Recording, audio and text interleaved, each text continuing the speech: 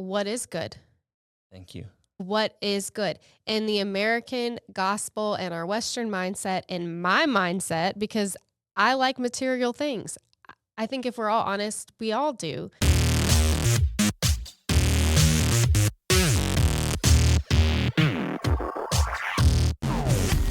Welcome back to Bible Bites, where we take large biblical concepts into bite-sized pieces.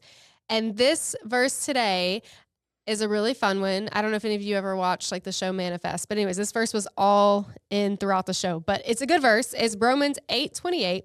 And it says, "And we know that in all things, God works for the good of those who love him, who have been called according to his purpose." And I think it's just a good reminder that we are talking about verses that are being taken out of context. So a lot of times we hear this verse and it just means like everything's going to work out exactly how we want it to. I think that's important to know is there's different perspectives of good. So Andy, can you give us a little context to this verse? Yeah, sure thing. I mean, context, like you said, is key. And Mhm. who is Paul talking to? Well, this is Paul talking. He's talking to the believers in Rome, and these are believers. These are followers of Christ, and they're being persecuted. Now, persecution in that time wasn't like sometimes I think we imagine it was rampant in every city, in every community, in every village. That wasn't necessarily the case. But in Rome, there was a lot of persecution. The emperors would come and go. Some would be terrible, some would be okay.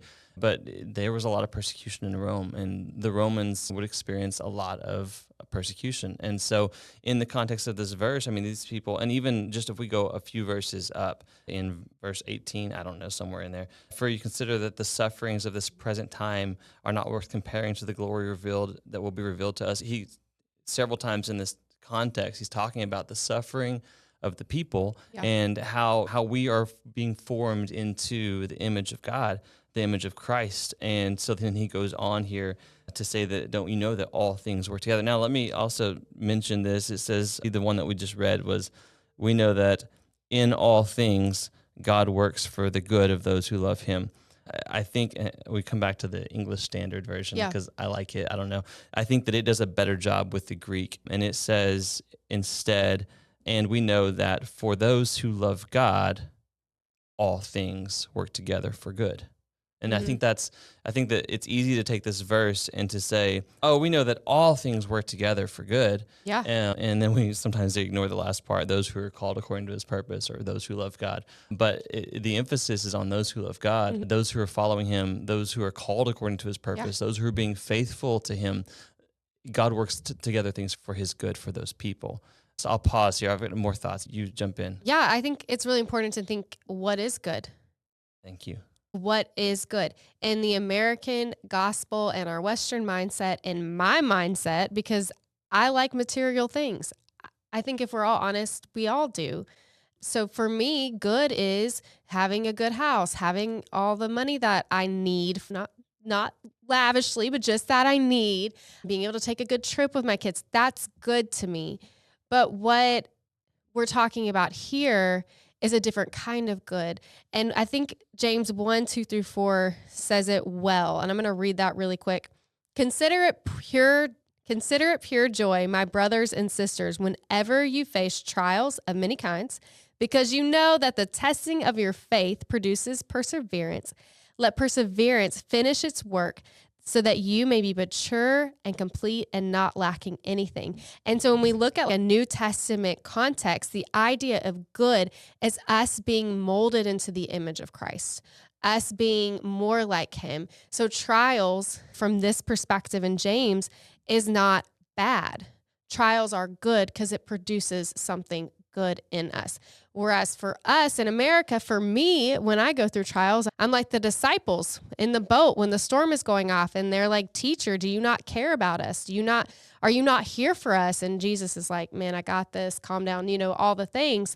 But good is just so different from what we see it. Absolutely. Well, what you just said, the image of God. I mean, Romans 8:28 is where we're at. The very next verse 29 says that we're being conformed into the image of His Son, and that's the picture. We're being conformed into the image. I've heard this analogy of, I think, of marriage, maybe taking two rocks and throwing them in the dryer, and as they bounce around and hit That's they terrible. knock off the edges and eventually they become smooth. I don't know if that's true or I don't not, think but so. It ruins the dryer. If you have it kids, it's definitely happened. ruins the dryer. But there's this idea of, and it's the same thing with metals. It takes impact, it takes pain and force in order to make these things smooth out and become something that you want them to be.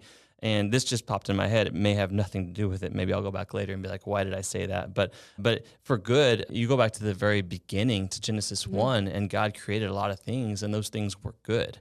Yeah. They were in his presence, they were in peace, and at the very end of it, they were in shalom, they were in rest. And so he created humanity in his image, and then we became broken and fallen, and he's calling us back to his image.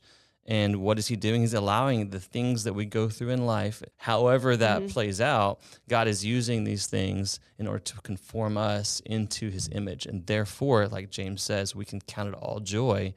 Paul says it in Romans as well, I think chapter 5 maybe. But all things, they form us into his image. And so it's good. Yeah, he's using these things to make us more like him. And I think, like you said, peace. There was peace in the beginning. There was rest. Like, God does want good things for us.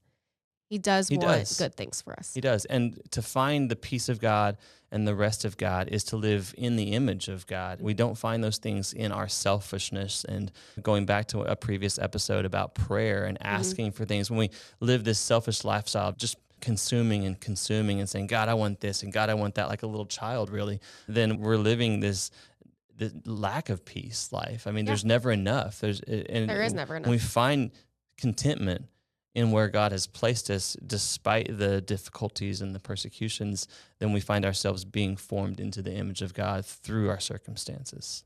So the meaning of this verse, not necessarily the fun meaning, it would be, again, great if that just meant we got whatever we wanted, but yet not great because it wouldn't form us into the image of God. But that's all we have for Bible Bites today. If you don't mind putting in the comments, let me know what you think. Do all things work out together for good? And what does that mean?